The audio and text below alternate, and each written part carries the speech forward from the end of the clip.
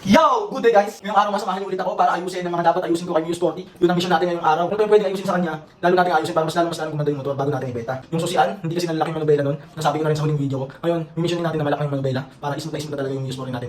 So pupunta na tayo sa tropa natin malupit na si Kurt. Samahan niyo ako. Tara! Nilabas ko na nga ang ating mga malakasang Mio Sporty. At dali-dali na rin ako pumunta kay Kurt. Pagdating nga doon, sakong-sakto ano siya may ginagawa. Tol! Chinek niya na agad yung susian kung bakit matigas. Nalalak naman daw kaso sobrang tigas. Kaya napag-usapan namin na bibili na kami ng WD-40 mamaya. Kasi baka may kalawang lang yung susian natin sa loob kaya ito napakatigas. Sunod naman chinek ni Kurt yung carburetor. Dahil although tinanong niya ito kahapon at maganda na yung takbo nito, napansin ko na ang lakas nito sa gas at nangangamoy gas siya pag pinapatakbo. Pagka-check nga ng tropa natin sa carburetor, napansin niya na bago pa ito. Kaso ang problema, nag-overgas siya. Yan, tumutulo-tulo sa banda at nandiyan na rin yung mancha. Napansin din natin na pangit na klase ng carb to dahil local siya kaya naisipan namin bumili na lang ng bago. Na mas magandang carb, plano sana namin yung 28 para suabe-suabe talaga ito umatak. Agad kami tumungo kung saan merong shop na pinakamura at quality yung mga binibenta. Dito lang yan sa Dodong Al Francis Motor Accessories sa may bandang Maharlika. Kompleto nga dito at agad na rin kami nakahanap ng 28 na carb na hinahanap namin. Kaso, naubusan na daw sila ng WD-40 kaya ayun na muna binili namin sa kanila at naghanap kami ng shop na merong WD-40.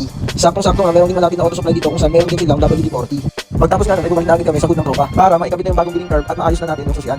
Ayan nga, in-spray na ng tropa yung susian natin ng WD-40. Pagkatapos, kinalat niya lang ito sa loob gamit yung susi. Pagkatapos naman nun, ay agad na lumambot ang ating susian. Easy na siyang malak. Ayos, lupit talaga nito ni Kurt. Pagtapos nun, sunod naman inasikaso ni Kurt yung carb. Ikakabit niya kasi yung bagong carb natin para lalong gumanda yung takbo ng ating motor. Pagkatapos nga nun, ay oras na para subukan ang ating pangmalakasang Mio Sporty. Naangasan nga ako sa ginanda ng performance ng motor na to. Kita naman, umaangat-angat pa yung harap ng tinesting ni Kurt. Pagtapos nun, nagpagas muna kami para lalo namin matesting yung motor. Lock check. Okay. Lock. Ayos. One click.